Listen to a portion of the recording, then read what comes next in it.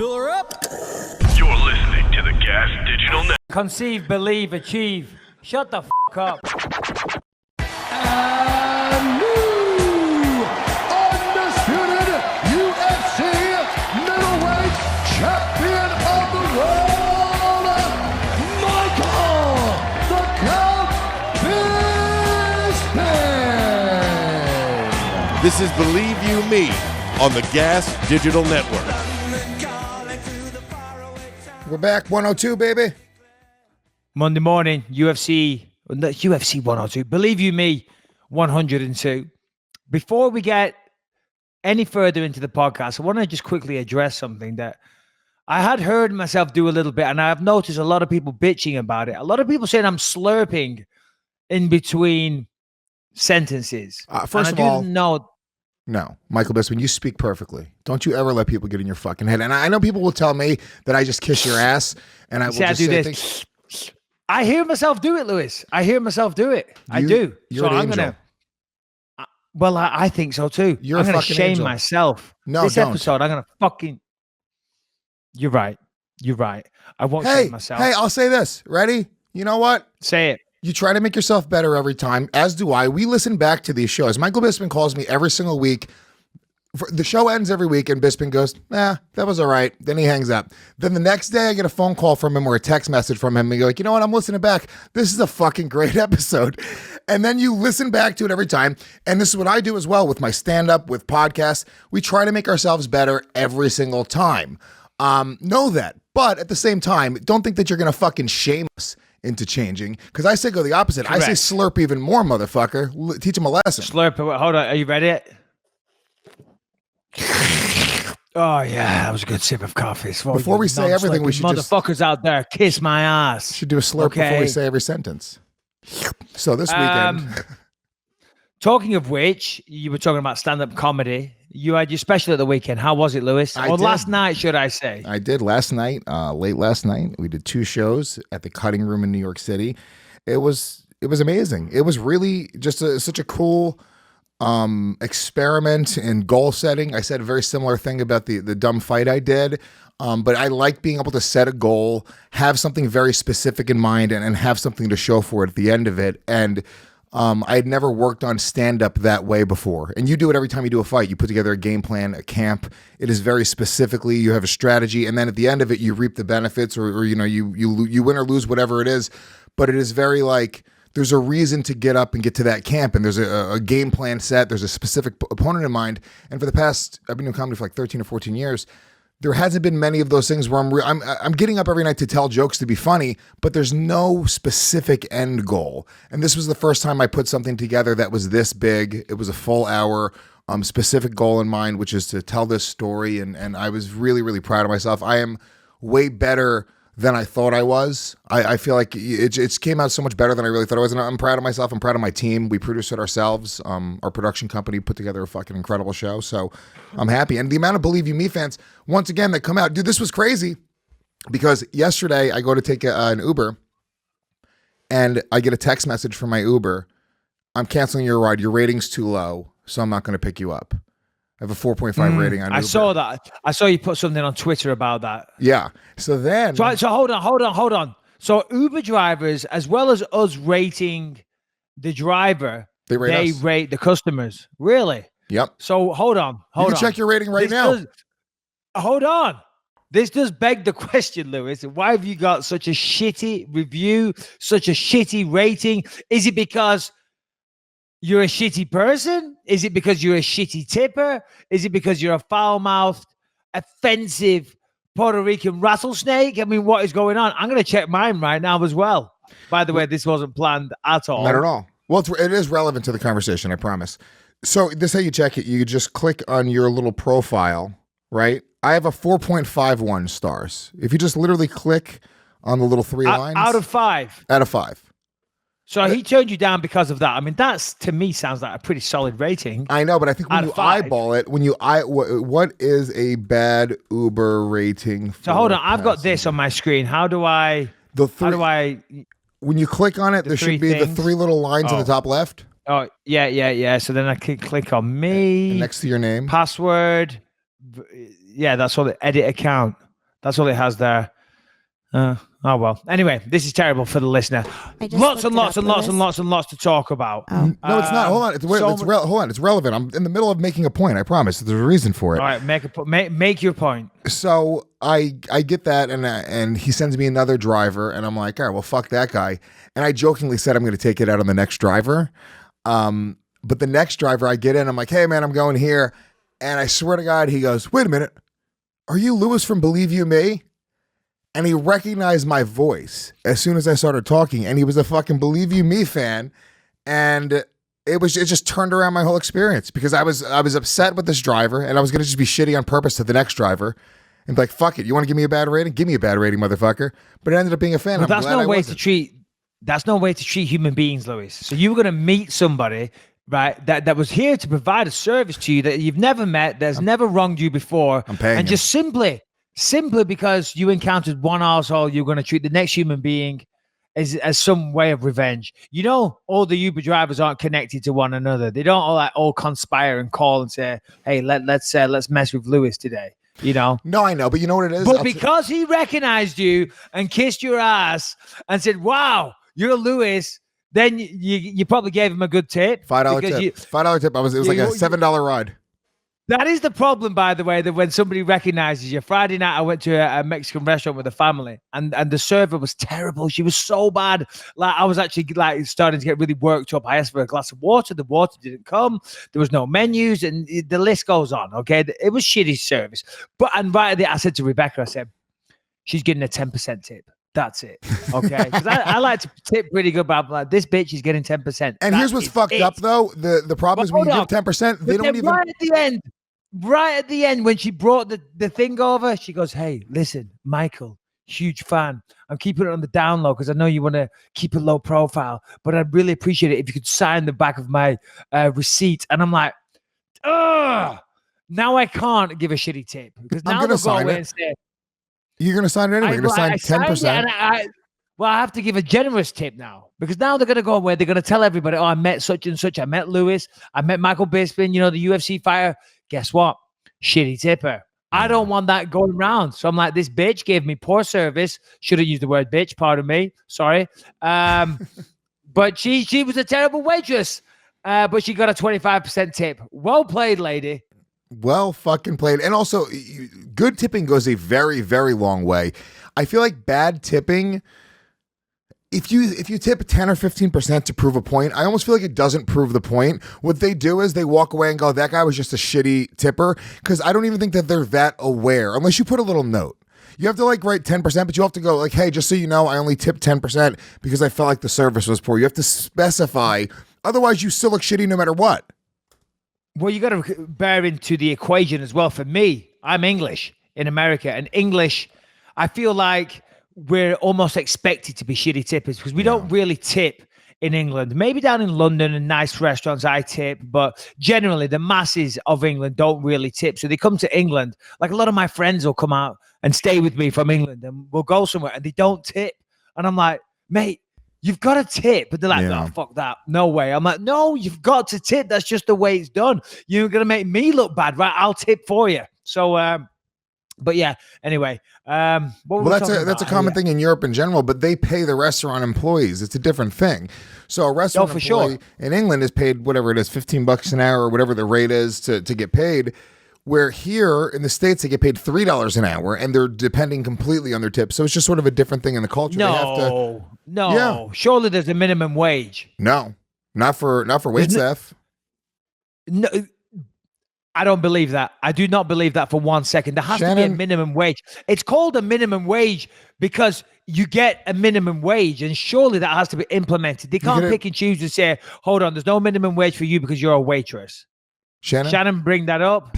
Lewis, bring that up. Most wait staff doesn't work on the books. If it's a chain restaurant or something, it's a different story. But like a diner or a smaller restaurant, they're working for tips. Yeah, they get a shift pay. They get like $20 for the shift. Hold on. But I'm not talking about listen, a lot of places hire people off the books and break laws. That's what you're talking about there, Shannon. Breaking laws, taking advantage of immigrants that have no other option but to take those shitty jobs. But if it was a reputable restaurant, let's say, I don't know, a chain, as you said, let's say they're working at the Cheesecake Factory, there has to be a minimum wage. There has to be. And the tips are a bonus. Hand up, Lewis, go. This is minimum wage laws. If an employee's tips combined with the employer's direct wages do not equal the federal minimum wage, the employer must make up the difference. So what they do is they claim the tips. When they say off the books, I'm telling you, because my son's mother was a waitress for years. Kim was a waitress for years. What they do is if they're on the books, they're claiming all of the money. And if that doesn't equate the minimum wage, the employer would have to pay the difference. You could be sued.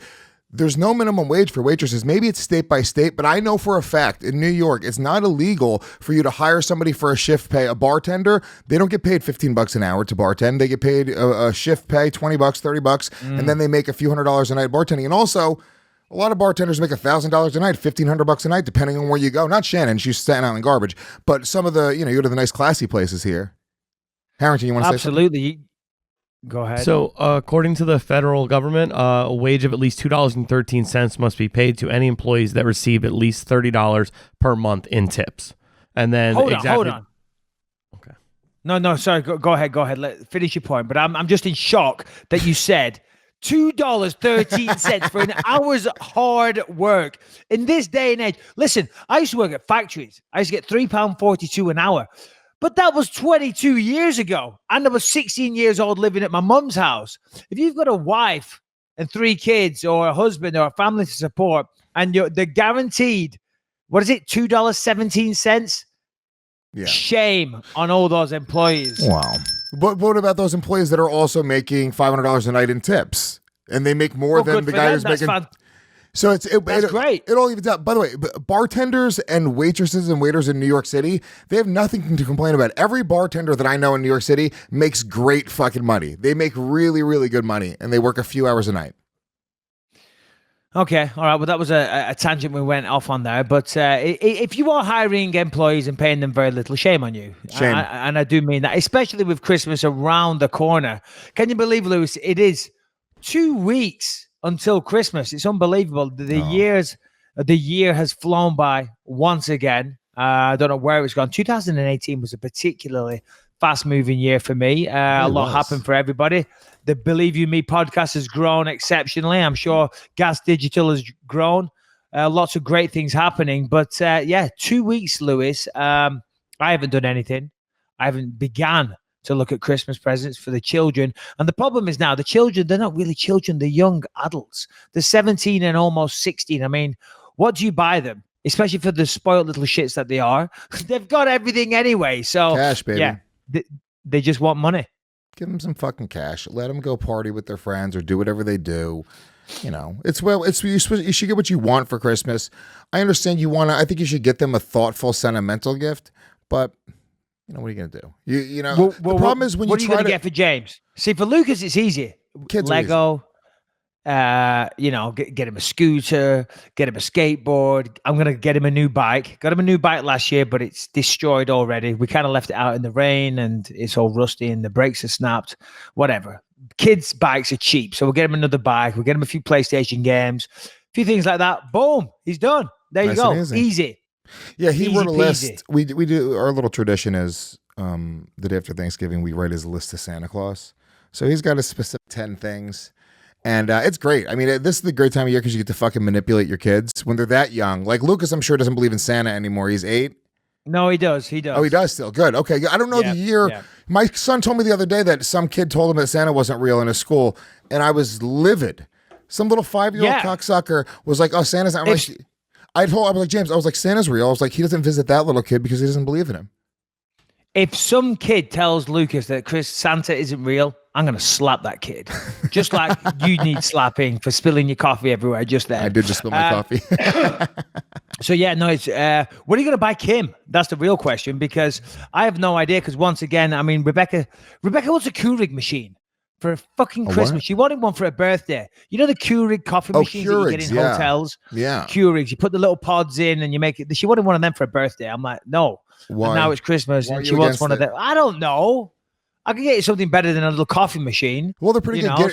First of all, fuck Keurig. Get an espresso. It's the better version of it. It tastes better and you can do more with it. And Yeah, I mean, look, I drink a lot of coffee, so that's just that's not practical for me to do those little machines.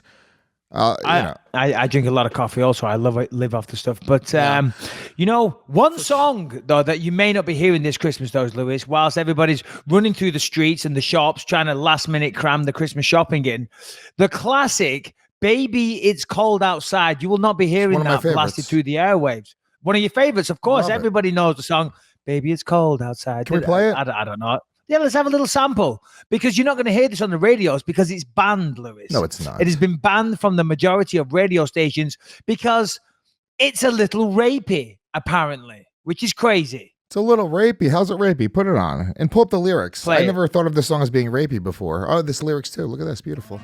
Baby, It's Cold Outside. As performed by Dean Martin. I mean, come on, the classic Dean Martin.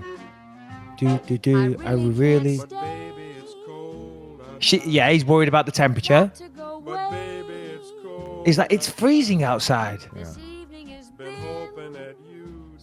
Yeah. So you've had a nice time. You've eaten all my food.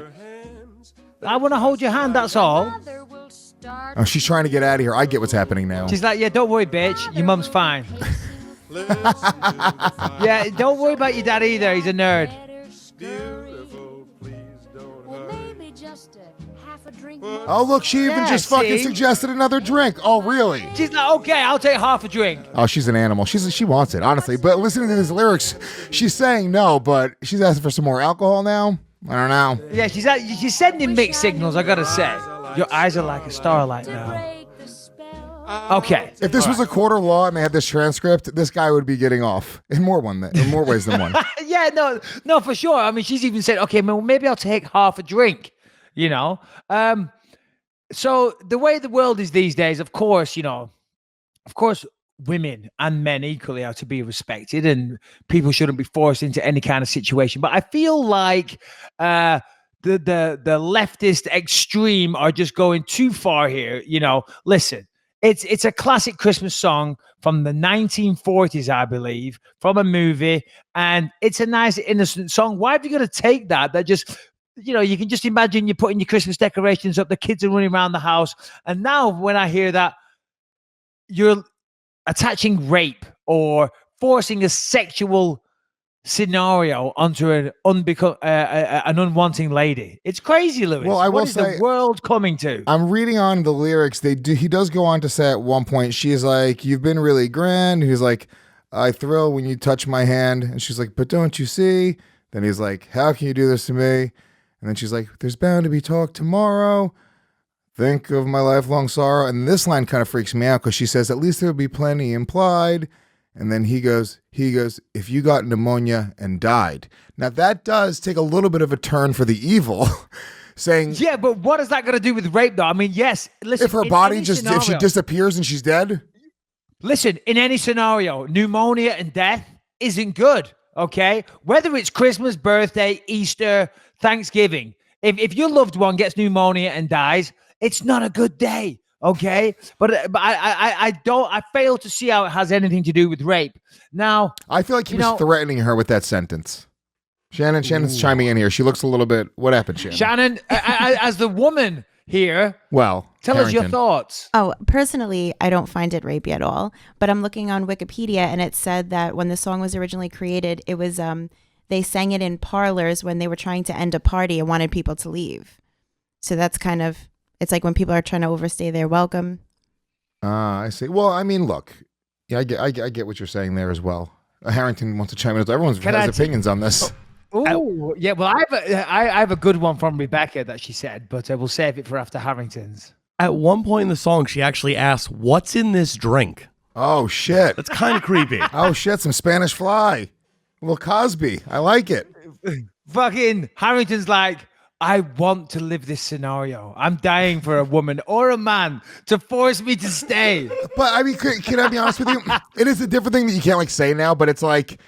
There used to be a little bit of a game of cat and mouse between a man and a woman that was kind of hot in a weird way. You know what I'm saying? When you start kissing a chick and she's like, oh no, we shouldn't go any further. And you kiss on her neck. And that whole, every time I hooked up with a chick, like my son's mother, like the first night we made out, you know, she was like, oh, I never do this. That was part of the fucking appeal, that we were just kind of being naughty and we were hooking up in the back of a cab or wherever we were. I've never done this before. It's my first time. Yeah, okay. Yeah. All right, whatever. Yeah, me too. Thanks. You know, so I was talking about this in the car. We just had a late breakfast driving home with Rebecca. I said, yeah, the scandal surrounding this song right now. And we were talking about that for a minute. And Rebecca said, well, remember I said to you, I said, what's that? And she didn't want me to say this on air, so I apologize. But she said, well, remember I said to you, if I ever don't want sex, just make me, because I always enjoy it in the end. So, you know, it's like, come on, anyway, whatever. My chick is there, but that's coming from a woman. My girl, she's like this. She's like, oh yeah, I love to get drunk and fuck. And I'm like, today, I'm like, are you out of your mind? If she's ever visibly drunk, I'm like, I'm not touching you. Get the fuck away from me. I'm not falling for your fucking crazy traps, you crazy bitch. Oh, man. Well, actually, when I saw this reported on the news last week, I thought it was going to be A Fairy Tale of New York by the Pogues, because that does have a scandalous line in it. I don't know if you're familiar with that song. I don't think it gets played as much in America as what it does in the UK. In England, it's a Christmas song? It's a Christmas song, yeah. It's a great song. It really is. The Pogues, A Fairy Tale of New York. Play a bit of that, Shannon, if you have it there. But it's... You're an old slut and junk laying there almost. You don't know this song? I know. You scumbag, you maggot, cheap, lousy faggot. Happy Christmas, you're outside. Merry Christmas. Merry Christmas indeed. Merry Christmas, you cheap, lousy faggot. Number one, that's a good song. That's a great song. It starts off nice and slow and builds up. That was the faster part there. But yeah, there is a line in there, you know, you scumbag, you maggots, you cheap, lousy, F-bomb, hard F. But I guess back in the day as well, that did used to get dropped a little bit. So yeah, as I said, when I saw that there was a scandal over some Christmas song, I thought it's got to be that, because I thought, you know, it's well deserved, to be honest, in this day and age. But yeah, there you go. Baby, it's cold outside. I'm sure that they don't play that one on the radio too often either, though. Or they probably play an edited version of that, the cheap, lousy faggot They version. do in England. Yeah. Yeah, I mean, look, I don't, for the sake of art, for the sake of, you know, music, for the sake of writing, comedy, for the sake of movies, yeah, I think that all words should be allowed. I think you should be able to explore topics. I think you should be able to, you know, there are songs that are dark. There are songs that are about fucking, you know, murdering people. There are movies that are about really dark subjects like rape or fucking kidnapping children. And it's like, yeah, these different things can be expressed in different ways, whether they're, you know, I don't know. I'm just, it's hard for me to. Shane McGowan, who was the singer in that song, she said, she defends it by saying basically the character that's singing it is an evil, nasty character. And that's the way she would have spoken those times, which makes sense to me. But yeah. Well, people don't know that though. People just hear that and then they go like, whoa. And I understand the trigger warning. It's a different society. Like, you know, little kids shouldn't be singing that. Well, no, you're right, because as you say, the guy or the lady that sang the songs defending it, saying, well, you know, that character is an evil, nasty character, but how are we supposed to decipher that just from listening to the song? So, yeah.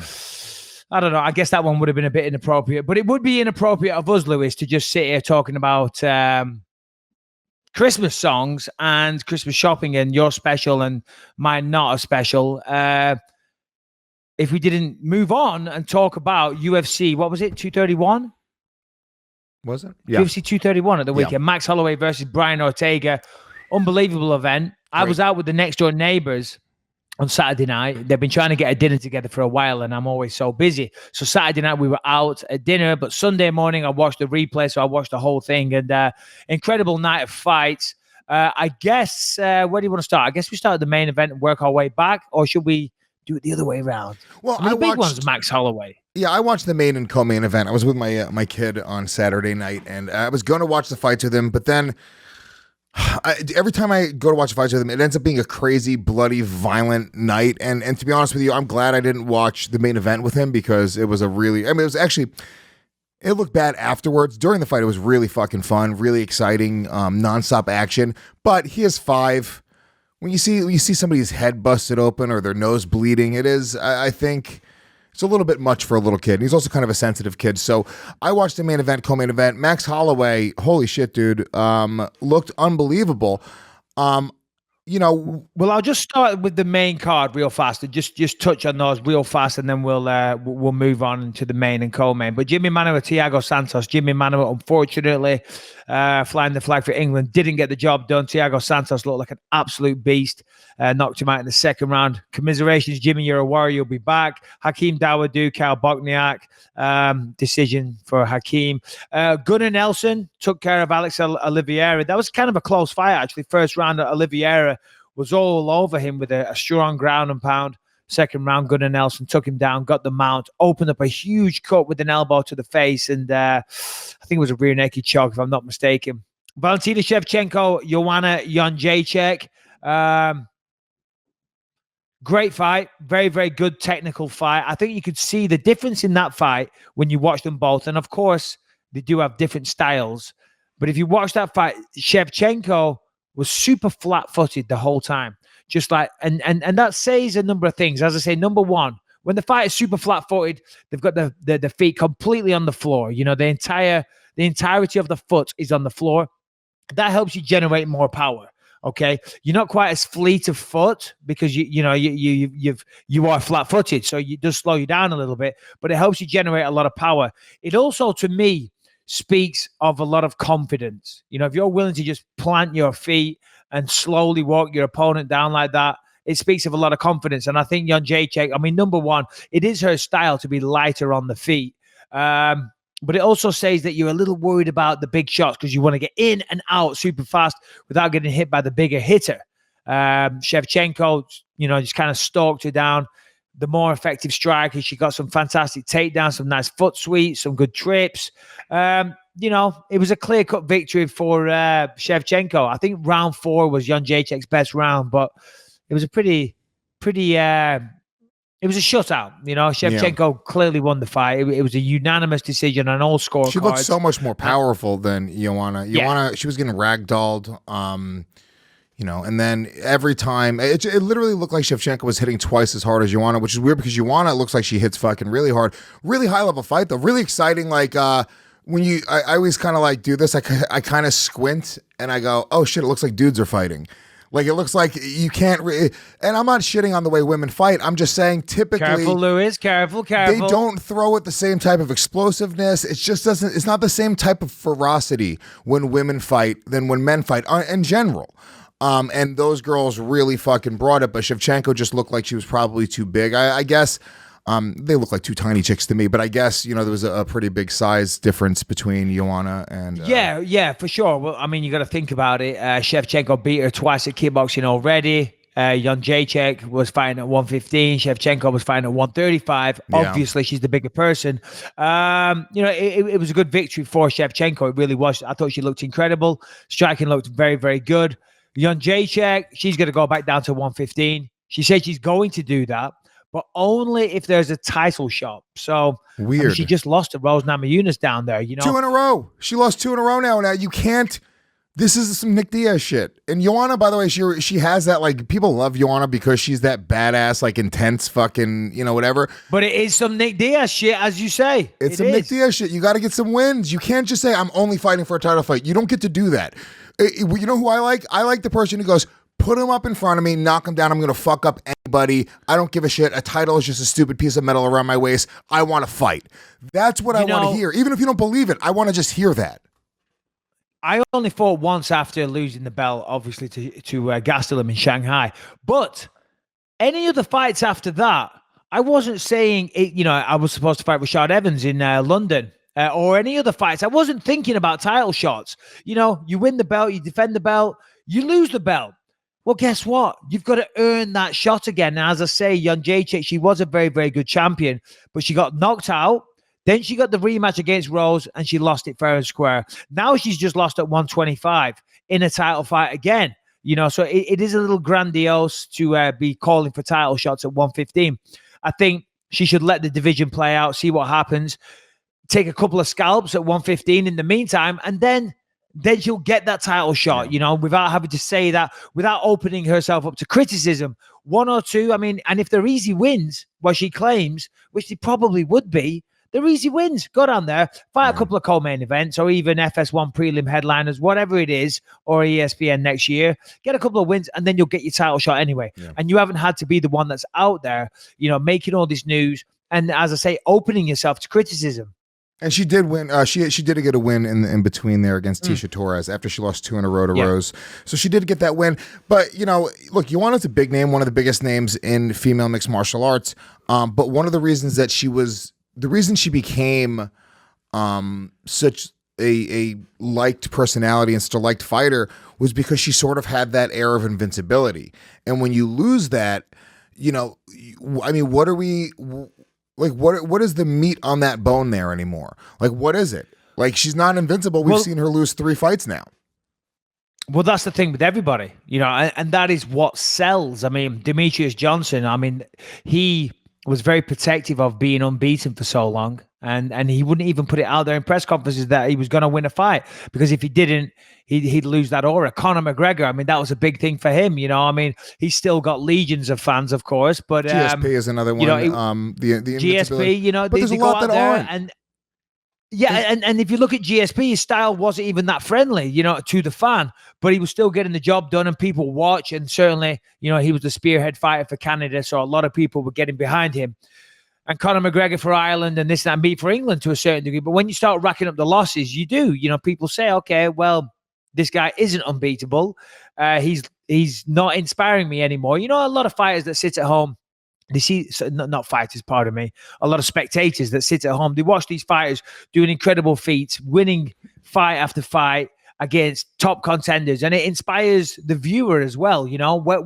When the guy that's inspiring them is now starting to rack up losses, they don't really want to see them fight as much anymore. And that's just the cruel side of the business. Sports are great when you're winning. When you start losing, people drop off the bandwagon pretty quick, But I think she can still go down back to 115, have a great career, probably get the belt back at some point if she wants to.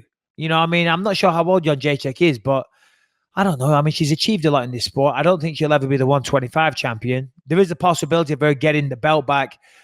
If Rose Namajunas loses the belt, that opens the door for Jan Jacek. So and that's what I think that's probably the only way she gets a title shot, is if Rose loses that belt, because once you lose twice decisively, it's a really, really hard sell. We very, very rarely see a third fight after somebody's lost twice. I can only remember I remember Tito Ortiz, Chuck Liddell. That was one where they made the third one after the second loss. Has there ever been another where they made the third fight? No, but hold on. You can't use that one. No, fourth. That was the fourth. Hold on. That was their fourth. They made the third in the UFC. You don't remember that? What are you talking about? They fought that 3 was the times. third time they fought. That was the third time they fought recently. No, it was the 4th time they fought. No, wait. Hold on. You're right. You're wrong. I'm thinking they of fought Ken Shamrock. twice in the UFC. I'm thinking of Ken Shamrock. Okay, thank God. And that's who it was, though. But they fought 3 times in the UFC for no reason. Tito beat Ken 3 times. Yeah. Tito beat him back in the day. And then the second time was that... It was a weird stoppage. No, they did. It was the Ultimate Fighter 3. Mm-hmm. Tito versus Ken. And then Tito took him down straight away and elbowed him a couple of times. And Big John, or whoever the referee was, called the fight off super quick. And... the fans were pissed. Ken felt like he was robbed. He said it was an early stoppage, which I can't remember right now. Maybe it was. Let's, for the sake of argument, people were pissed because stoppage. Of the build-up of the Ultimate Fighter. People were pissed. That's what I'm saying. And it ended so quick, it was like an anticlimax. So they did it again, and he finished him off just as quick. Maybe not just as quick, but just as dominantly. So, yeah, there you go. All right, well, anyway. Can you think of any other time? Rampage and Vanderlei, Harrington said they fought. Yeah, Rampage got the third fight after going 0-2. That's the only time. I don't know any other times in professional or high-level professional mixed martial arts where somebody fought 3 times. But also, even with the Chuck and Tito one and the Rampage and Vanderlei one, what you got to take into consideration is that they happened a long time afterwards and in a different organization. You know what I mean? Like, so the Chuck and Tito thing, had that have been in the UFC, it wouldn't have happened again. but they're doing it outside of that because they were trying to garner and gain and acquire some of those pay-per-view buys that the UFC achieved through Chuck and Tito years ago. 8-9 years passed, and it was with Golden Boy, and unfortunately, the numbers came out since. Not a lot of people tuned in. Same thing with Do we know the numbers? Sorry. It's about 35,000 people, yeah, unfortunately, which is a shame. It's a shame for Chuck and Tito. It really is. So, yeah, that definitely bombed. So, yeah, that's unfortunate. But with Rampage and Vanderlei, same thing. That was in Bellator years later, you know. So, Pride is out of business now anyway. But anyway, Jan Jacek, commiserations. Shevchenko, congratulations. I look forward to seeing her being a dominant champion for some time. I don't know. I like Shevchenko. She's good to watch. All right, guys, let's just take a quick second to hear from Perform Asleep. Perform Asleep. I've got one of these beds in my house. Unbelievable. Super, super comfortable. And of course, we have a great offer for you. But let me just tell you about it right now. The Perform Asleep mattress is infused with Copper Cool technology. Copper Cool is a combination of gel particles and microscopic copper particles infused together throughout the foam to create cooler nights. Give added support and all the great benefits of copper, Lewis. The gel beads infused in the foam form together under the body, giving variable support in deeper compression areas such as the hips, the shoulder blades. This prevents the sleeper from bottoming out and also helps keep their spinal alignment in perfect position and prevent any type of back pain. That's right, Lewis. Because, you know, copper is a natural heat conductor. The copper particles in the foam transfer heat away from the body to give you a more comfortable night's sleep and a cooler night's sleep, okay? The Perform Asleep mattress also gives you that bounce that you want in a mattress with its uniquely designed Enersorb technology. Enersorb allows you to sleep on top of your mattress rather than sinking down into the mattress. If you're a heavy guy like Lewis, that's always an issue, which in result creates optimal support and heat dissipation. Of course, Christmas is coming and we have a fantastic offer for you. Perform Asleep offers free shipping straight from the manufacturer to your front door. Cut out the middleman, cut out all the retail markups and make it a hassle-free experience. And of course, we also offer a 100-night in-home risk-free trial. This allows you to test a mattress in your own sleep environment rather than testing a mattress for 15 minutes under fluorescent lights with some weirdo salesman standing over you. Yeah, you don't want to do that, okay? If I'm testing out a mattress, I want to see... They say that the Enersorb technology allows you to sleep on top of your mattress, not slinking into it. I want to know that after a full 8 hours night's sleep that I'm not deep down into my mattress, my back's hurting. I want to be able to bang my girl on it a few times, see how that works, because that's a different experience than sleeping as well. They're allowing you to have full-fledged sex on their mattress probably 100 times at least, and if you don't like it, you get to send it back, which is kind of hilarious just in itself. I would just do that. I would honestly buy the mattress and then send it back with my sex juices on it just to have them have to pick up the pieces. 100 times in 100 nights. Ooh. So right now, what you have to do, if you want to get this mattress, if you want to try it out, 100 nights, risk-free trial, and save some cash, go to performasleep.com. That is performasleep.com, performasleep.com, and use your promo code BELIEVE. You save $150 on any size mattress, $150, and you get to try it out for 100 nights, see if it works for you and your loved ones. It's fucking amazing. Trust me, this bed is super comfortable. All right, let's get back into it. Okay, main event, Max Holloway. It is what it is. The 10th Island, all that shit. He looked absolutely phenomenal. I've got to be honest, going into that fight, hearing him at the press conferences and things like that, I still wasn't completely convinced that he'd recovered from the concussion, from whatever it was. Because I said last week he got knocked out in sparring. Listen, motherfuckers. I heard a rumor that he got knocked out in sparring. It was only one person, but he was giving me so much shit on YouTube going, man, who said that? Da-da-da-da. You don't know what you're talking about. Listen, motherfucker, I heard a rumor, okay? I said a rumor. I didn't say I heard facts, and I didn't quote anything, but I heard a rumor he was knocked out. I'll tell you what, I do know. There was something wrong with him. That was evident, and he was pulled from the fight. Now, as I say, I wasn't still completely sure whether or not he'd recovered from that. Because maybe it's just the way he talks, but I was like, shit, is he still okay? Well, I mean, he proved Saturday night that he is more than okay because he was just by far the better fighter. Simple as that. I mean, he looked outstanding. He was confident. His footwork was flawless. His combinations were great. His head movement was awesome. The pressure was, everything about that fight was great, you know. Ortega attempted a few takedown attempts. They were unsuccessful. He landed a couple, but he didn't hold him down. He popped right back up. I think that Ortega, definitely wasn't prepared for him. And I think, to be honest with you, Max, he takes his time off. It's always a big question mark, or it seems to be a big question mark, what's going to happen there. And with Ortega being undefeated, it's really difficult to kind of compute. A guy who's never lost before, a guy who starches Frankie Edgar the way that he did, it was kind of hard to call that one. I didn't see Max outclassing him like that.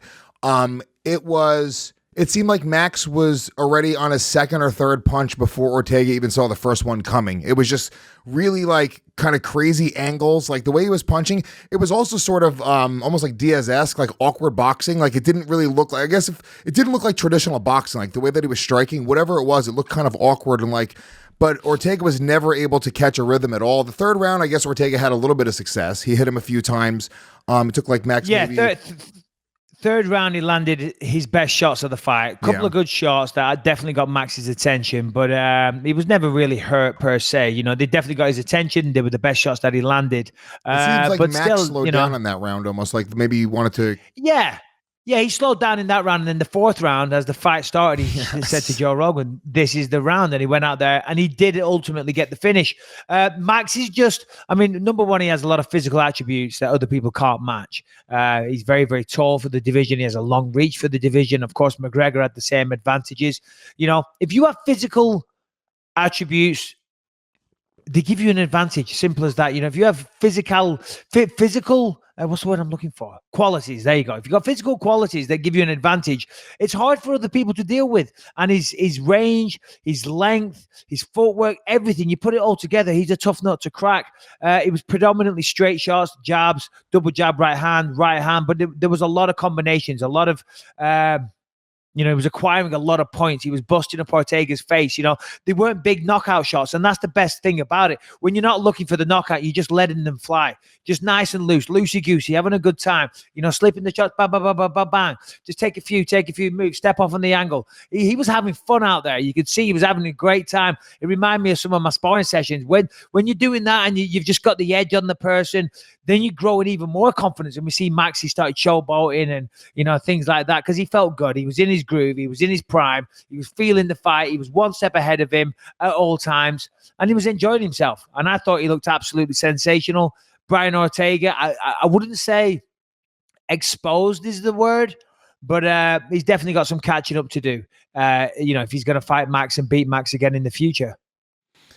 Yeah. Max, it's an interesting position to be in because, he's a 145-pound champion. The last guy to ever beat him was Conor. And now he's a different fighter. He's truly, I feel like Max Holloway today starches Max Holloway from the time that Conor McGregor beat him. And it's like, obviously that's a fight that he would want to avenge. And it's a fight, if he keeps on winning the way that he wins, it'd be a fight that I think you could really make the case for, but he would have to obviously move up to 155 pounds. Conor McGregor, I don't think ever's coming back down to 145 pounds. Do you think that that is a major disadvantage for him? Because he doesn't seem like he's a huge 145 pounder. I don't know. He's pretty tall for the division, but I don't know if it's time yet for him to move up. Of course, you mentioned the Conor McGregor fight. That is the last time he lost. He went a decision. It was a clear decision win for Conor, though.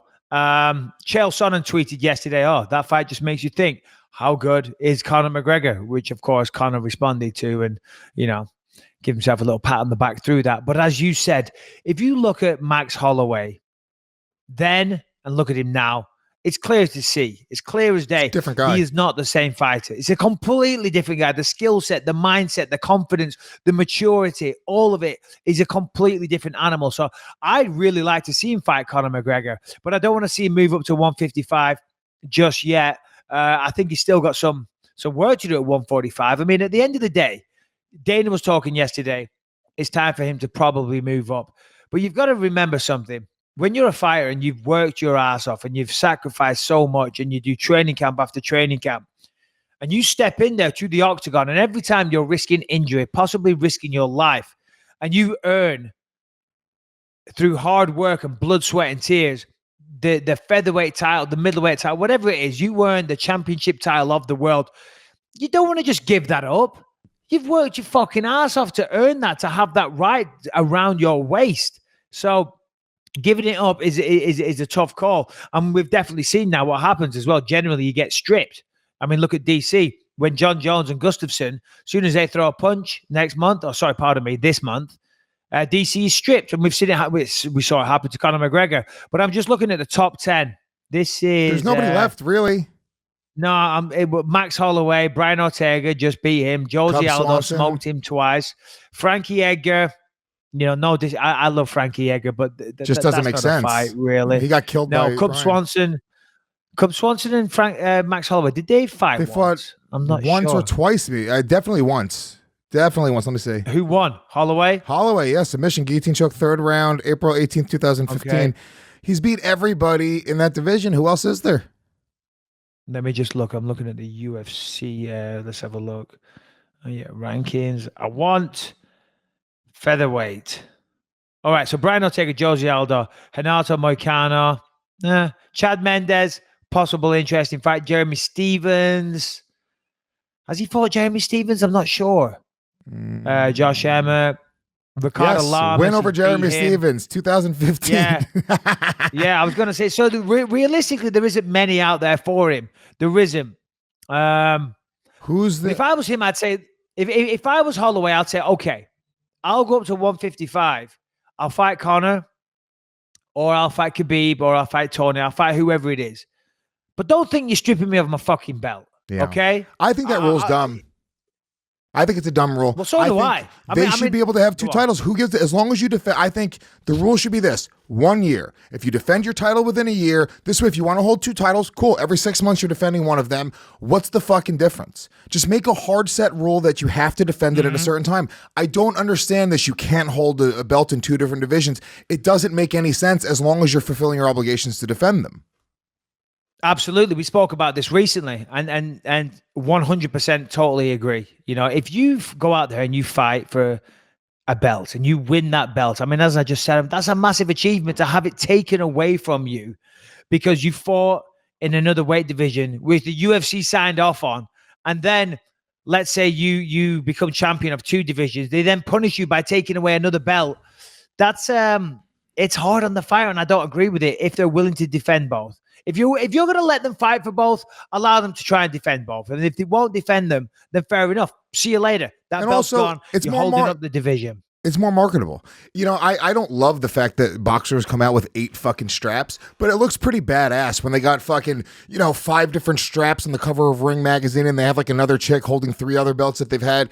It looks kind of cool. Having Conor McGregor have both belts over his shoulder, it added to the value of Conor McGregor. And essentially, when you're adding to the value of fighters, which they're a part of this whole thing that is the UFC, you're adding to the value of the UFC. So I just think there needs to just be some clear-cut criteria. I think it should be across the board, whether we're talking about the holding 2 belt conversation, or we're even talking about stripping somebody and giving somebody an interim title. I think it should be 1 year, strictly 1 year, from day to date. If you don't defend your title within that year, then you're stripped of your title. You're an automatic number 1 contender match when you come back. You don't. I think they should still give them that type of respect, or even get a title shot, depending.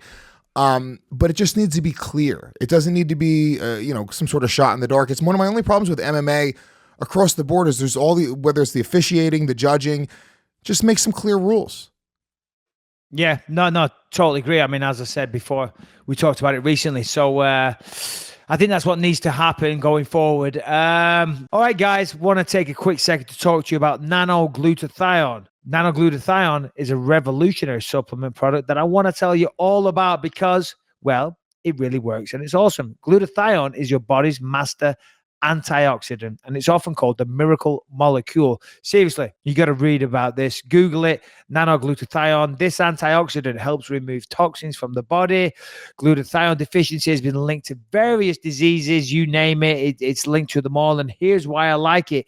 it boosts your natural levels of glutathione before a workout, so you can dramatically increase and extend your physical performance. And that's true.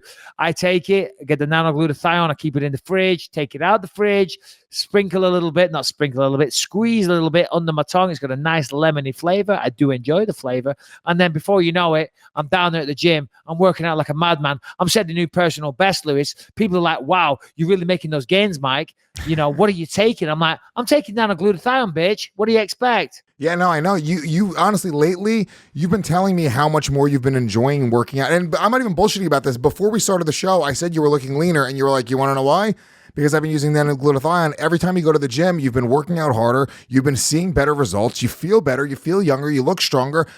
How can you possibly lose with nanoglutathione? We have a pretty damn amazing... I mean, first of all, it's endorsed by doctors, you know. So this isn't, whispers throughout the village from a few housewives. Okay, this is endorsed by doctors. It's used by professional athletes, from the NFL to the world's strongest man to retired mixed martial artists like myself. I've tried it, and we're here to tell you it makes a difference. So, what do? You go to boostgsh.com. If you want to try it yourself. Lewis, tell them about the amazing offer that we have. Not only do you go there, but this is how you get to save big, okay? If you use the promo code BELIEVE30, BELIEVE 30, at boostgsh.com, you save 30% off and free shipping for your first order. Free shipping on your first order. Try out nanoglutathione. Yes, Michael? No, I was just saying free shipping. I mean, that's incredible. We're even talking, you don't know what to get your boyfriend for Christmas. You don't know what to get your husband for Christmas. Get him some nanoglutathione. Okay, guy's looking a little bit old. Needs a bit of antioxidant in his life. He needs a little kick up the arse when he goes to the gym.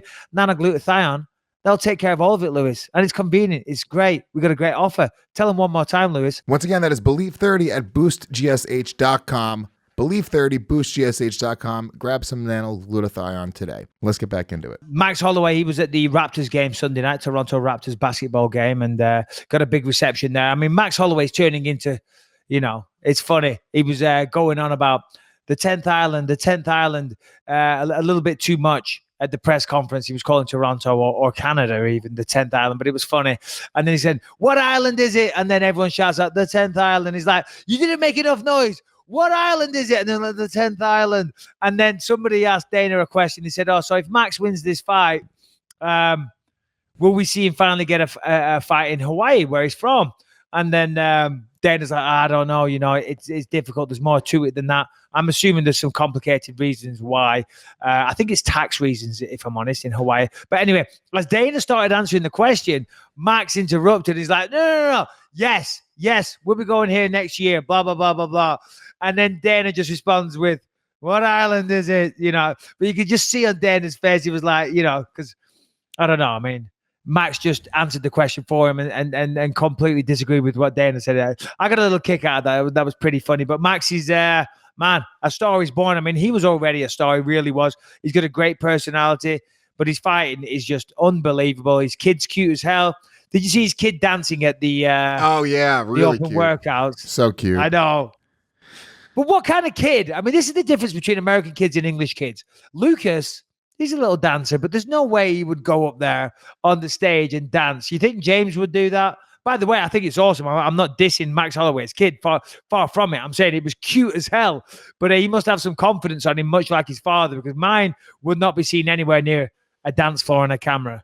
Yeah, my son, he's a little shy, but I brought him over to the theater that we did my special at last night. And I brought him up on stage before people filed in, and he was telling some jokes in the microphone. He's shy at first, but then he gets into it. He told some knock jokes.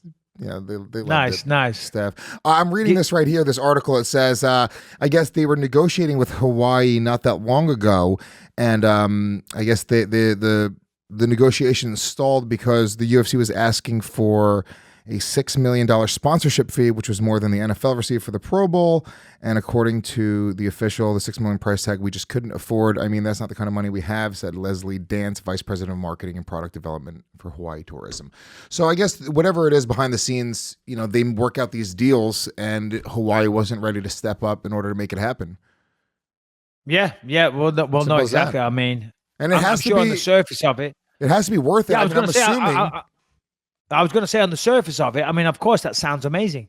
Let's do a UFC event in Hawaii. The fact that they haven't done one there yet, as I said, I haven't spoken to anybody, and the big ups, the high ups at the UFC. I haven't pecked Dana's brain over a steak and said, Dana, so come on, what's really going on with Hawaii? I haven't done that.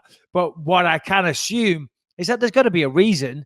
And there you go. There it is. It's interesting. Money. Money controls everything. So UFC wanted $6 million. Hawaii said, go fuck yourself. And UFC said, go fuck yourself back. Cool. So they're we'll go to doing it. Vegas. We'll go somewhere else. All right, we'll do sweet. Whatever. We'll see you at the ninth island. The ninth island in Las Vegas. What island is it? The ninth island. We'll see you at the ninth island, Las Vegas. But I didn't once realize again, that it was like I didn't realize that's the way it worked. That it was sort of the states were paying the UFC to hold the events, but it sort of makes sense when you figure the amount of money that's spent at the venue, the amount of people that are coming in, the amount of media exposure that comes with it.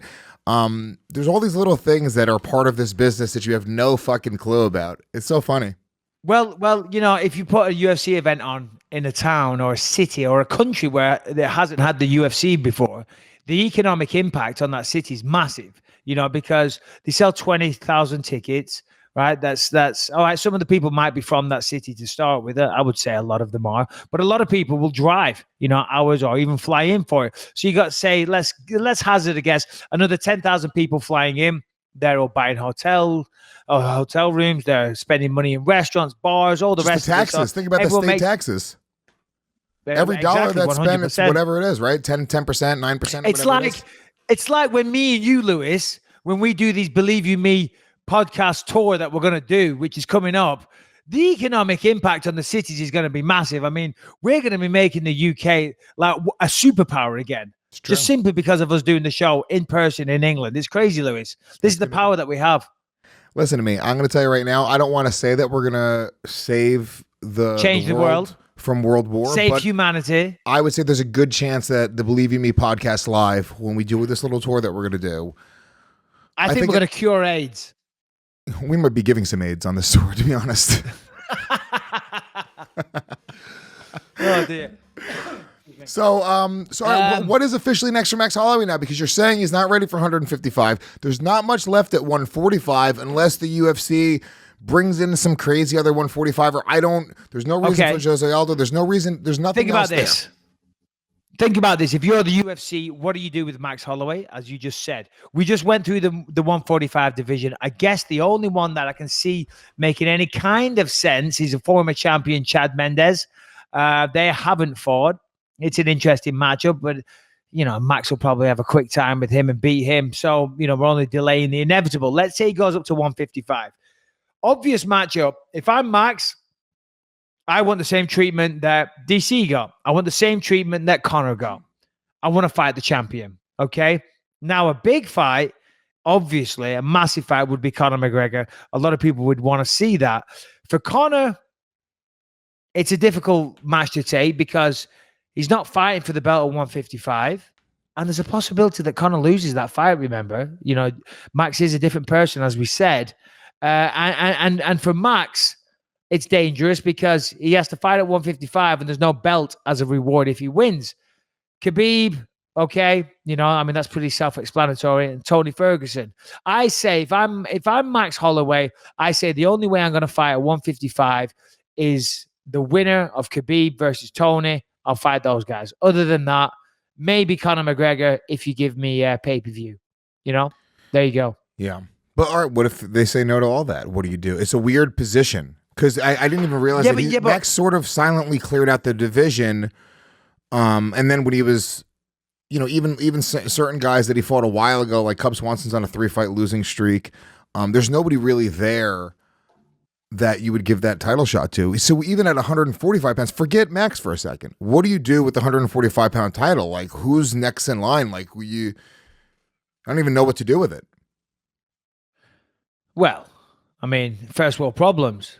Yeah, right. It really is for the UFC. If you've got a champion that's wiped out an entire division, you're not sitting there going, oh, God, this is a terrible position. It's a great position to have. You want your fighters to be dominant. We were speaking about this last show, I think. And it sells that aura of invincibility to the public, which then in turn makes them a bigger star. So it's great. But if you're Max Holloway, you've got to have a championship fight. I would assume, or it has to be someone like Conor. As I say, it doesn't make sense in terms of a belt, but everyone's fighting for money, and if it's going to be a huge payday, which that would be a big fight, that would sell. But that's a risky one. Huge fight. But that's a risky one for Conor because he's going to fight. It's a tough fight against Max Holloway, and there's no belt at the end. It's a really winnable fight for Conor. As well. It's a winnable fight for Conor as well. I think to be honest with you, I think Conor ends up beating Max if they fought again. Really? I do. I think that Conor's too powerful. Conor's style is different. Like Max, picks people apart. Conor doesn't stand there and get hit like that. Conor's gonna fucking come in with really powerful shots. I don't know. I think that Conor, he's also been fighting at 155 pounds, more comfortable at that higher weight class now, is gonna be bigger. I think that stylistically, they're going to stand, they're going to punch each other in the face, and I think Conor has more of a chance to knock out Max than Max has a chance to knock out Conor. And I could just see it happening, Maybe. I don't know. What about... Hey, no, you're right. I'm not disagreeing with your breakdown of that fight. You're absolutely right. Although Max is very, very good at getting out of the way of the counter shots these days. He gets in, he lands his 1-2s, and then his footwork, he just glides off to the side. He cuts an angle beautifully. But what about the flip side? What about round 4 in a 5-round fight? And Conor's tired, like he always gets tired, and bing, bing, bing, bing, bing. His head is bouncing around like a pinball machine. He might not have that one-punch knockout power that Conor has, but he could get a stoppage. I agree. And who knows? It is I'm really torn if they did fight again. As we're talking about it, I want to see that fight. The more we're talking about it, the more I want to see that fight. I think that's a bigger fight than Dustin Poirier versus Conor. Agreed. Yeah. Agreed. Way bigger. Yeah. I know I said before it didn't really make sense, but now I'm thinking about it. If I'm the UFC, I do that rematch. Everybody wants to see the rematch. I would say the more people want to see the rematch between Max and Conor than Poirier and Conor. Oh, yeah. For sure. Who gives a fuck about Poirier and Conor? I don't care about that fight. The only reason people give a fuck about that fight is because Conor's coming back. Where if it's Max and Conor, it's like, holy shit, Max might actually be able to avenge that loss. It is a good guy versus bad guy sort of thing. Max playing the role of the baby face, Conor McGregor being the big bad guy. Also, to be honest with you, Conor, I know he said he would never go back to 145, but maybe Conor McGregor might want to start considering that because he was dominant at 145. He's getting his ass kicked by Khabib. He goes back down to 145. That's a very winnable title fight sitting right there for him. Why not? He can make the weight. We know he can. Well, he can make the weight, but he's getting older. He's enjoying life. When he went up to 155 or 170s, it was like, you've seen me on salads. Now see me on steaks. Okay. He doesn't want to go back to salads. Okay. No way. You'd have to pay him a lot of money. Plus, I think for Max, it's more alluring to go up to 155 and beat him there as well. It'd be a great fight. In fact, if I'm the UFC, if I'm Dana White, that is the fight I'm trying to make. Big time. Max Holloway, Conor McGregor. 155. Not for a belt, just for a fucking fun fight. Yeah, I'm with you. If I was in a perfect world, I agree with you, but I would want to do it at 145. I would say, Conor, time to go back to where you fucking started. Go back and win a title because you're not beating Khabib. No fucking way you're ever beating Khabib. He's holding on to that title forever. Where is your value if you don't have that air of invincibility? Conor McGregor fighting fun fights and losing over again? That's not valuable. Conor McGregor needs to be the dude that's knocking motherfuckers out. He drops back down to 145 pounds, knocks out Max, regains his fucking title. Holy shit, he went up and fought at 170 and 155, but he's back down at his true weight class. He should have been here the whole time. Boom, you've repackaged Conor McGregor. He's back, baby boy. Well, yeah, you're absolutely right, baby boy. But the thing is, you just forget. You're very, very conveniently skimming over one fact, which is the fact that he'd have to lose another 10 pounds, right? And if you used to see him at those 145 weigh-ins, he used to look like an extra from The Walking Dead. And I think he's got used to, yes, of course he can make 145. He did it multiple times, but it's hard, man, especially as you're getting a little bit older and life's a little bit better. And he's got that $100 million in the bank and he's on stage with a bottle of Proper 12 everywhere he goes these days. Whiskey, there's not many carbs, but there is definitely some calories. So I don't know, man. I don't think we're going to see him at 145 anytime soon. But I will tell you this, Lewis. I will tell you this. I've been holding my PP for a long time. I'm going to run to the toilet real quick. Tell the people about Gas Digital and how they can get involved. Why not? Guys, you know you love the show. 102 episodes deep, motherfuckers. The latest 15 episodes are on iTunes and YouTube. You can go download those right now, watch them right now. But if you want to watch every episode we've ever done, plus have pre-release early access to all of our episodes a full day before they go to iTunes, uncensored episodes, ad-free episodes. We know how you guys love to bitch and moan about us having too many ads in the shows. Subscribe at gasdigitalnetwork.com. Use the promo code BYM. Get a 14-day free trial. You save $1.50 per month. It's only $7 a month, and you get the premium access to this show, plus 20 other shows on the network, including Legion of Skanks, which I host, The Real Ass Podcast, High Society Radio, Dee Snider Show, Andrew Dice Clay Show. So many amazing shows here on the Gas Digital Network. Once again, promo code BYM. Also go to our iTunes right now. Leave a 5-star ranking, positive review on iTunes. That always helps us. Tell some friends about the show. And subscribe to our YouTube channel where you can get the latest episodes for free right there. And then go grab them right now. Just subscribe on YouTube. Tell your friends about it. And that's all I got to plug.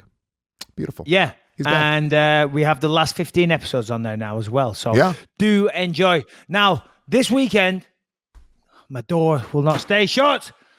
It's opening up again. It's rolling back towards me. Oh, go ahead. This wasn't in the notes, but I feel like if we don't mention this, I feel like we're sort of doing a disservice to the fans because this was fucking Okay, pretty please mention it. And I have no idea what you're going to say. I hope it's a subject that I sign off on, but you might not sign off. Okay. It's what I texted you the other day. You remember what I texted you about 5 days ago? No, I don't. Go on, tell me. It's a video Just tell me. on Pornhub. Oh. Have you? I don't sign off. I do not sign off. Fine. We don't sign off. Definitely. I mean, no, go ahead. Go ahead. It's fine. I've said I don't sign off on it. I don't sign off on it because I feel like it's. I wouldn't want someone to expose me on a podcast if I was jerking off all over the place. We're talking about a UFC. All right. He shall remain nameless. But there's a website. Lewis sent me a link the other day. And you're right. It is funny. It's hilarious. But I don't want to grass him up. I don't want to rat him out to the masses. Maybe this hasn't become public knowledge. This is public knowledge. Well, hold on, Lewis. What I want to know is how did this link come onto your phone in the first place? I mean, were you searching buff dudes jerking off? No, I was on Reddit, and it was on the Reddit. So I saw it, and I was like, "What?" We're just gonna say it. It doesn't matter. It's not our job to protect anybody. It's his own fucking fault for jerking off on camera and not protecting his iCloud. What do you want me to say? And we did it with the women. Agree. We would be sexist pig hypocrites if we also didn't talk about the fucking dude who got fappeninged. Because we talked about all the chicks. Fappeninged? What's fappening? Remember the fappening? We looked at the Raquel Pennington and a bunch of nudes. No, whatever. Who cares? All right. Okay. So a UFC legend, and when I say legend, I mean that in the true sense of the word. Okay. Randy Couture. Just fucking say it. It's Randy Couture. Fuck. It's Randy. Look it up, Harrington. Don't play the video. Randy by name, Randy by nature, because geez Louise, he's showing his butt to the camera and he's turning back, he's like giving a little look, he's like, yeah, and then he's pleasuring himself on camera. He like smacks his ass and like opens it a little bit, and then he just starts. Hey, by the way, I didn't watch the whole thing. I saw it for a second. I was like, whoa, you sound like you really. It sounds like you studied this, Lewis. It sounds like you spent a lot of time, like, really perusing it and like paying attention to the finer details. Randy the Natural Couture is beating off on my computer screen. Do you think my eyes are not fixated on this? I can't look away. What am I supposed to do? It's like watching a car wreck. Here's the thing. Who does this? Do women really want videos of guys turning their ass and then beating off to the camera?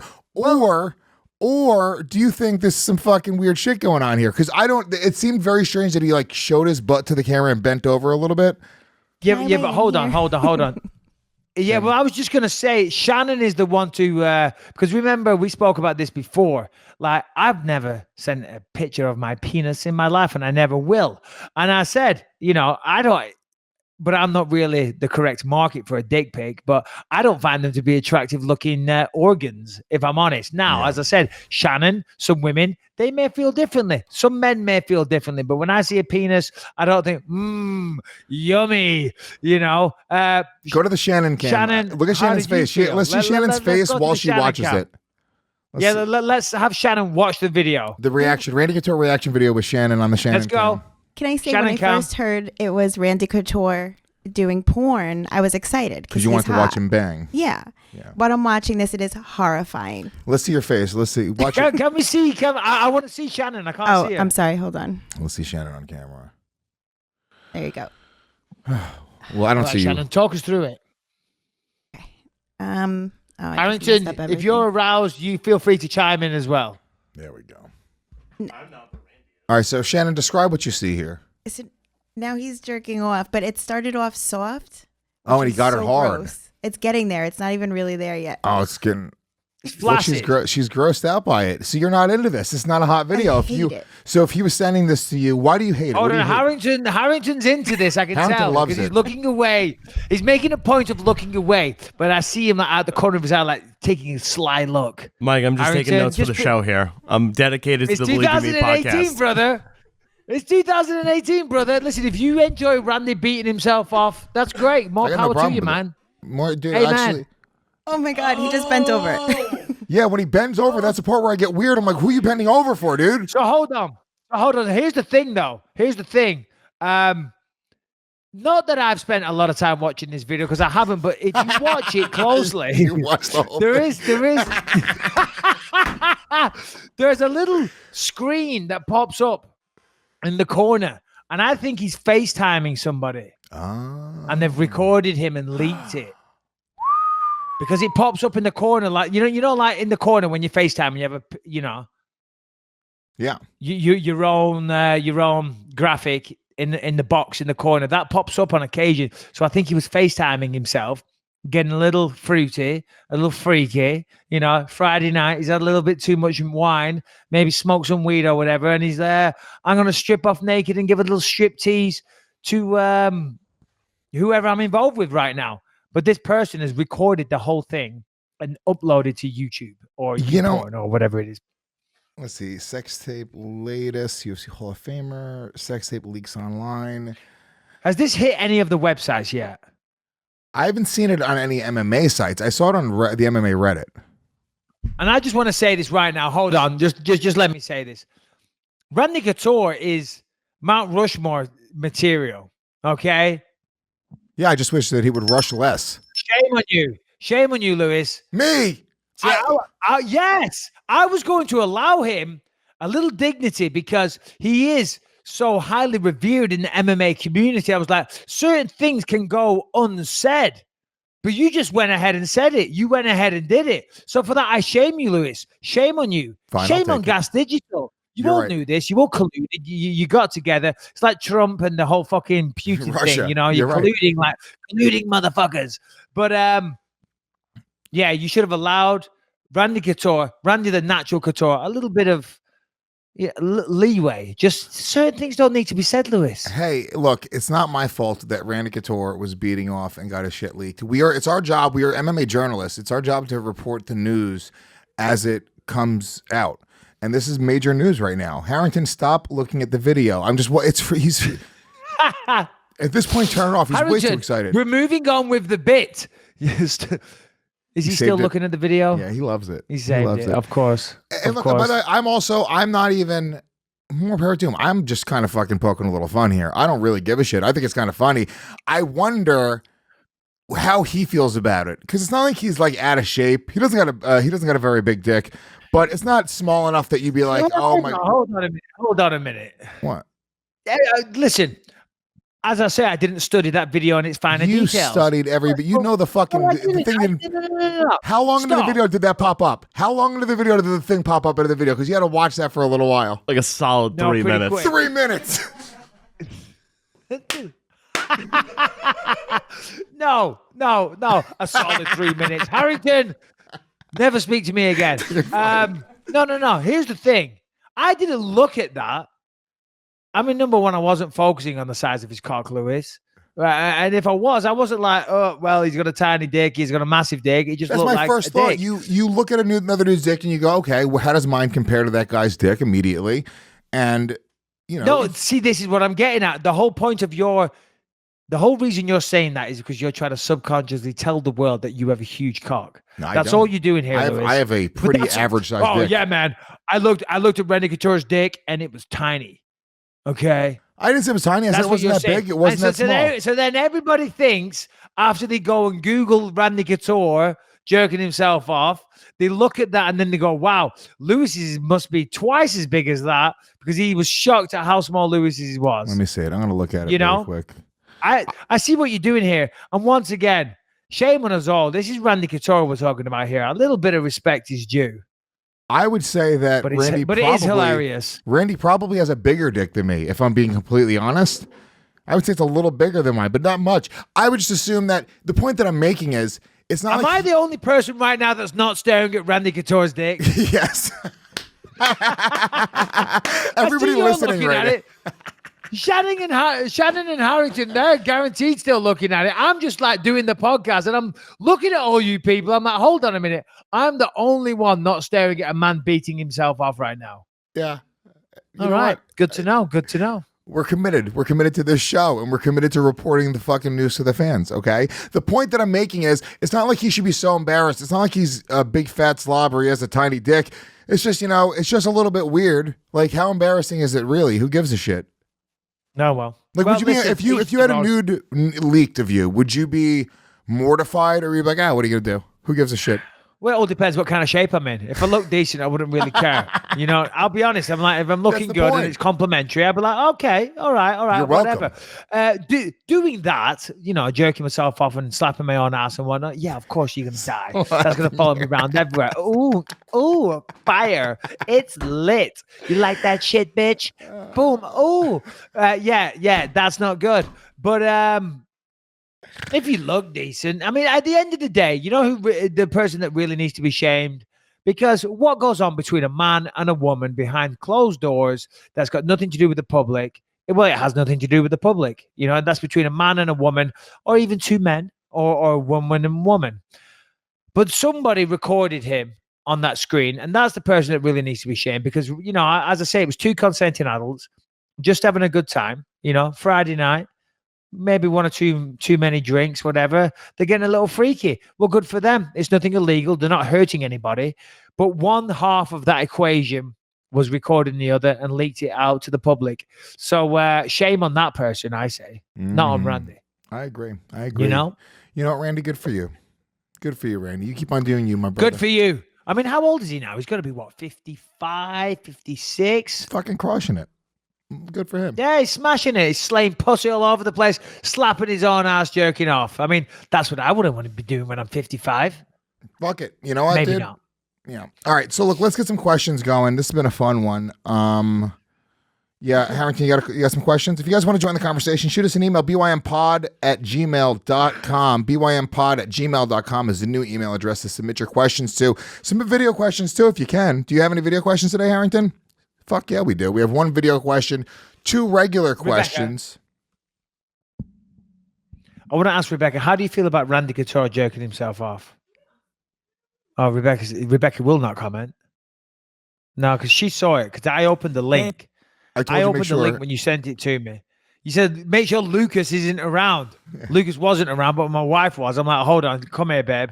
There's something inappropriate that's going to be shown here. And I open it and it's that. And she's like, ew. What was your initial reaction, babe? She couldn't look at it. She couldn't look at it. It was like a solar eclipse, though. She was told she shouldn't look at it, but she kind of did. Yeah. And now that image is forever burned onto her iris. Okay. Video questions. What do we have? From Millie Cantor. He was asking a question here.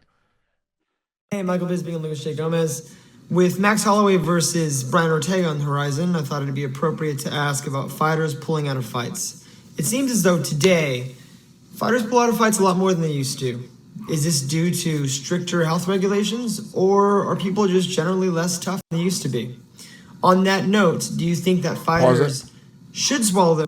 I don't like how professional this guy's coming off. He's making me pissed off. No, this guy's great. Lewis, He's done up his top button for us. He looks smart. He's official. Okay. He's got a jazzy haircut. I like him. What was his name, Louis? Harrington? Millie. Millie Kettner, I think. Millie Kettner? Okay. I'm struggling with the Millie a little bit. I'm trying to not insult him for his name being called Millie. Other than that, very well put together. Excellent delivery, Lewis. Allow the rest of the video to play, Harrington. Their pride and pull out of a fight if they're injured, or should they just fight through it? All right, give me your thoughts. Thanks. Big up. It's a stick up. Big up, Millie, is what I'm saying. I don't like seeing their faces. Listen, I like to see their faces. I like the feedback. I like the interaction. Okay, Millie, great job. Great question. And yes, what you're suspecting is true. A lot of the UFC rosters are fucking pussies these days. I can't sugarcoat it. I can't dress it up. A lot of them are little bitches, okay? And I say that with the greatest of respect because I do know that Matt Brown said to Joanna Jędrzejczyk in like the third round or so, at the end of the third round, all right, go and get this bitch. And he's getting a lot of criticism on Reddit because apparently that word is inappropriate. And I guess it is. So my apologies. I'll try and eradicate it from my vocabulary. But you're right, Millie. A lot of people do pull out. Now, that's down to a lot of things. Of course, there's more events these days. There's more fights. There's more fighters. So the problem is accentuated. Back in the day when there was only 3 or 4 or 5 or 6 UFC fights per year, if 1 or 2 pulled out, it didn't seem that big of a deal. Now there's God knows how many, 40 fight cards a year with hundreds and hundreds of fighters. So yeah, it seems like it's more of a common thing. And it's a higher... Well, I was going to say it's a higher caliber fighter as well. So for a few things, number one, the guys that they're sparring with are tougher. They're getting injured more in fights because as we've progressed in MMA, the fighters today are tougher than they were 5 years ago and tougher than they were the 5 years before that and more able to inflict, a higher level of damage. And then on top of that, the stakes are also a lot higher as well. Whereas you're going into this fight, it is a much, I think back in the day, since it wasn't as mainstream of a sport, it just wasn't as important to win as it is today. Winning today is a big fucking deal. If you get to, not that it wasn't as important to win, but it was almost like today it's such a big fucking deal. Whereas like back in the day, it was almost like a fringe sport. I felt like guys were probably fighting a lot less safe back then than they are today. Well, I fought in almost every fight injured. That's just the way it goes. But I think what Millie's pointing out to you here as well is, I think injuries, people always pulled out with injuries going into fights. I think what he's referring to, which we're seeing a lot of these days, is people being pulled from the fight the morning of the weigh-in because they're fucking up in their weight cuts. That's what's going on here. I mean, yeah, okay, halfway through a training camp, somebody tweaks a knee or whatever, they're out the fight. That's always been a thing. But what we are seeing, I mean, I worked the weigh-in shows for the UFC on Fox. We're moving to ESPN. That's exciting times. But a lot of the times I get out of bed on a Friday morning. I'm just getting ready to drive into LA. I check the MMA news. Boom. There we go. X fighter, Y, Z, whoever they are, removed from the card because they're medically unfit to continue with their weight cut. And whenever I see that someone's been pulled from a fight card because of the weight cut, I have zero sympathy. Now, Karen Bryant always counters when it's a woman, of course, she's sympathetic towards women and women's needs. And she says, well, hold on, maybe it was because it was her time of the month. Maybe the fight was on the period and it causes bloating and all the rest of it. Now, if that is a thing, and they do get heavier due to being on the period, then that's unfortunate, but I'd say you got to factor that into the equation. But if that isn't the case, people just aren't preparing themselves in training camp. If they're going into the week of the fight, way too heavy and expected to cut that much that they can't, that the UFC then said they're medically unfit and cannot continue, that is their fault. They did not do the road work in training camp. They didn't get out of bed and hit the treadmill. They didn't minimize the carbohydrate. They didn't do the dietary requirements that were needed. They didn't make the fucking sacrifices and do the hard work. That's why the weight cut sucked. So I think that is your answer to your question there, Millie. But we appreciate you sending in the question. I think your appearance was very good. I like the top button. I like the delivery of the question. Lewis is sitting here looking like a fucking part-time lumberjack. Okay, you've got no room to slag off Millie. Okay, Whoa. Millie is a believer. I'm sorry, Next Millie. question, please, Harrington. Lewis, don't speak to me, Lewis. Listen. We're gonna talk after the show, okay? I'm sorry. I disrespected Millie. I'm in trouble. Hey guys, it's Brian from Arkansas here. Thank you, Luis J. Gomez, for putting doggy in my vocab. Not trying to bite your style, but it just feels right. Fuck yeah, doggy. But would you, Lewis, ever do a color comment gig for a fight if the opportunity arrived? A color commentating gig? Yeah, I think you got the gift of gab and make it to make it fun. Also, What'd he Mike, say? love your analyst work. Would you ever do a colored guy? Would I ever have sex with a black man in the 40s, a colored man? Yes, I would. No, when I got offered a color commentary gig once, and I turned it down. I don't know shit about fighting like that. Like I do. My problem was I started MMA podcasting a long time ago, and I thought I knew about it, and then I started doing it with Bisping, and then I was like, I don't know shit. So I was like, I'm not gonna. Whenever I try to sound like I know what I'm talking about when it comes to the technical side of fighting, and I end up sounding dumb. So I would rather just sort of stay in my lane, talk shit. You know, I don't want to do things that I'm not really cut out for. I don't have to do them anymore. I remember I wanted to do it because I wanted the $500. You've definitely got better. You've definitely got better from when we first started the radio show in, when was that? 2015, 14? 15, I want to say. Definitely got better. You know, your understanding of the game has definitely improved. But you know why though? Okay. It hasn't. It actually, you know what it is though? It really, what you're noticing is I pick my shots more. So I don't really speak out of turn the way that I used to. What happened was back in the day when we first started doing it, we'd be talking about something and be like, yeah, so you started doing this. And you'd be like, shut the fuck, you don't know what the fuck you're talking about. And you would shut me down.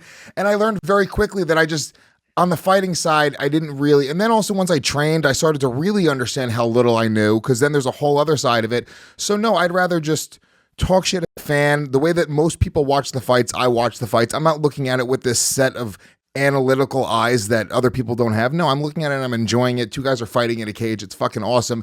And when we have our conversation, I typically let you do 95% of the heavy lifting when it comes down to the MMA analysis side, because you're a fucking legitimate fighter who understands it on a much higher level than 99.9% of the people. So what the fuck am I going to add?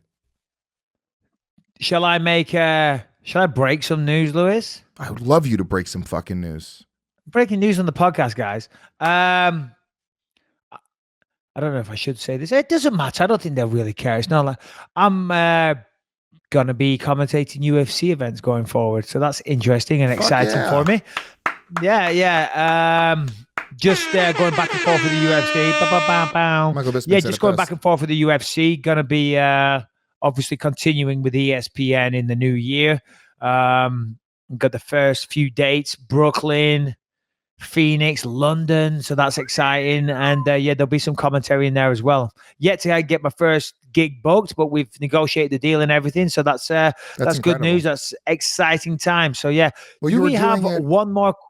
Go on. Well, I was going to say you were doing it for Dana White Contender Series. The Contender. So that was sort of your audition. That's right. Which was you sort of speculated that you could maybe turn that into something. You had mentioned wanting to do it in the past, so. That's awesome, that's right. I mean, it wasn't like something I was like yearning to do.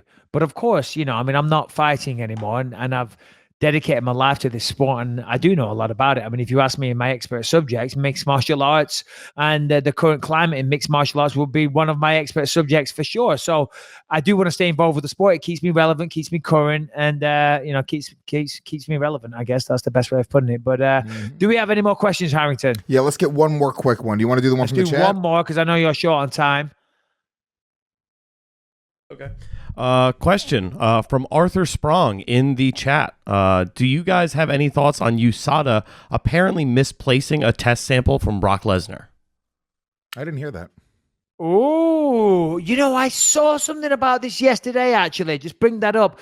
But that is crazy. So hold on. So they're testing Brock Lesnar to come back for the fight with Daniel Cormier, of course. He's got to do, I think it's 6 months in the testing pool. And they've lost one of Brock Lesnar's explosive one of Brock Lesnar's. He's the only one you can't lose. It had to be Brock Lesnar's. I mean, how the hell do you lose a sample? Okay, I'm sorry. Let me talk you through the what happens when USADA come to your house. And you know what? I've never thought about this. I'm so happy USADA don't come to my house anymore. I'm a nice guy, but if you knock me out of bed at 5:30 a.m. and they would come on a Sunday sometimes, you're not going to get a happy, smiling Michael Bisping. They tested you during the radio show once. Yeah, that's right. They would show up all the time. Yeah. They showed up after I'd waiting for the GSP fight. I just done a grueling 15 pounds weight cut. All I want to do is collapse in my bed and take a nap and rehydrate, and fucking USADA showed up. So they would show up sometimes at 5:30 a.m., as I say, on a Sunday. I go downstairs and I'm like, I want to kill these people.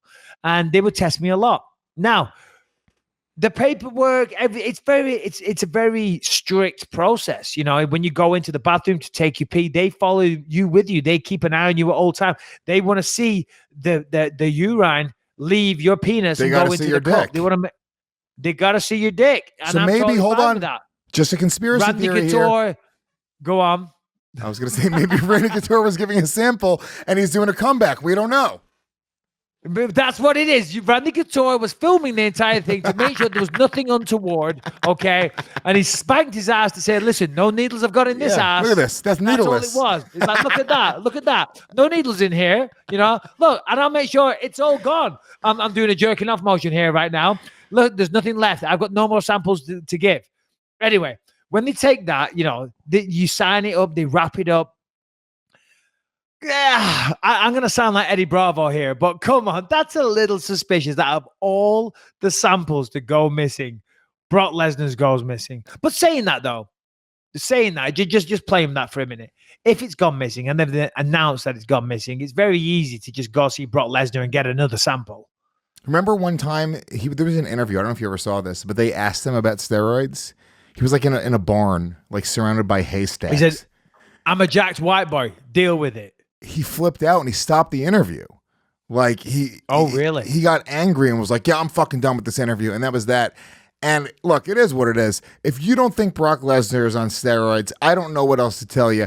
I almost feel like if you fight Brock Lesnar, you're going into it assuming he's on steroids, so it's the decision you've made.